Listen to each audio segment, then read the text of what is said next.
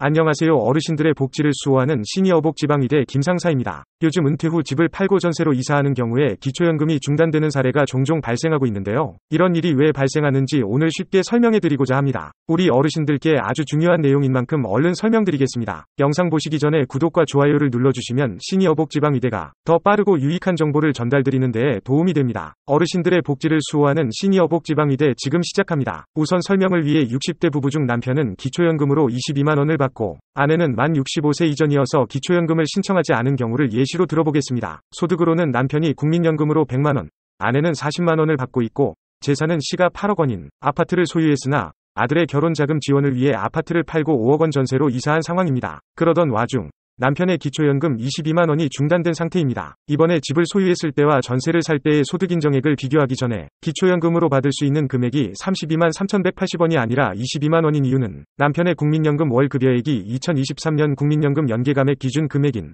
48만 4,770원을 초과한 100만 원이기 때문입니다. 그럼 이제 집을 소유했을 때와 전세를 살 때의 소득 인정액을 구해보도록 하겠습니다. 먼저 소유하고 있던 아파트의 시가 표준액은 4억 원으로 계산됩니다. 이에 대해 지역별 기본 공제인 용인시의 경우 대도시 기준으로 1억 3,500만 원을 공제하면 2억 6,500만 원이 됩니다. 이를 소득 환산율인 4%를 곱하면 1,060만 원이 나오고 이를 다시 12개월로 나누어 주면 83만 3천 원이라는 소득 인정액이 됩니다. 다음으로 전세 보증금 5억 원에 대한 소득 인정액을 구해보겠습니다. 기초연금 계산 시 전세 보증금은 5% 기본 공제만 할 수 있습니다. 따라서 전세 보증금 5억 원에 5%의 기본 공제를 적용하면 4억 7,500만 원이 되고 여기에 지역별 기본 공제인 대도시 기준 1억 3,500만 원을 공제하면 3억 4천만 원입니다. 이를 소득 환산율의 4%로 곱하면 1,360만 원이 되고 이를 다시 12개월로 나누어 주면 113만 3천 원이라는 소득 인정액이 됩니다. 그러면 이제 집을 소유한 상태와 전세를 살 때의 소득 인정액을 비교해 보겠습니다. 아파트를 소유한 경우의 소득 인정액은 83만 3천 원이고 전세를 살 때의 소득 인정액은 113만 3천 원입니다. 차액은 30만 원으로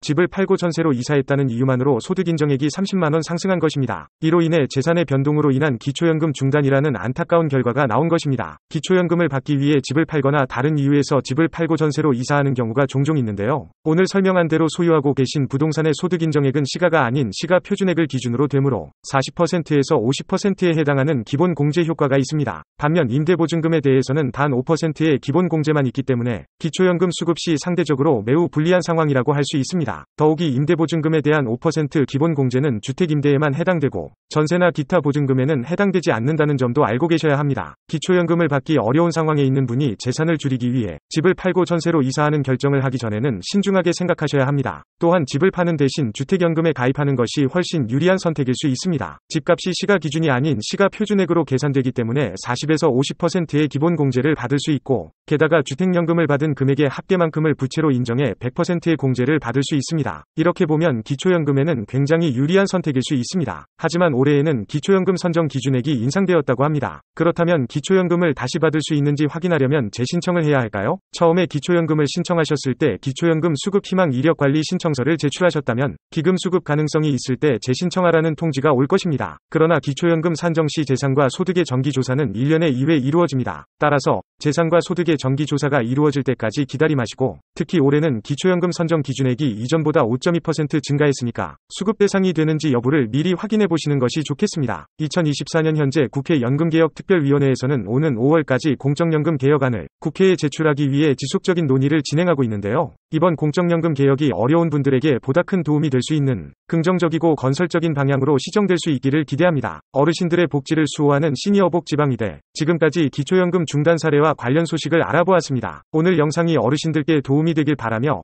오늘도 어르신들의 행복한 인생을 응원하겠습니다. 영상이 도움이 되셨다면 구독 버튼 누르셔서 시니어복지방의대의 든든한 정보를 받아보세요. 지금까지 어르신들의 복지를 수호하는 시니어복지방의대였습니다. 감사합니다.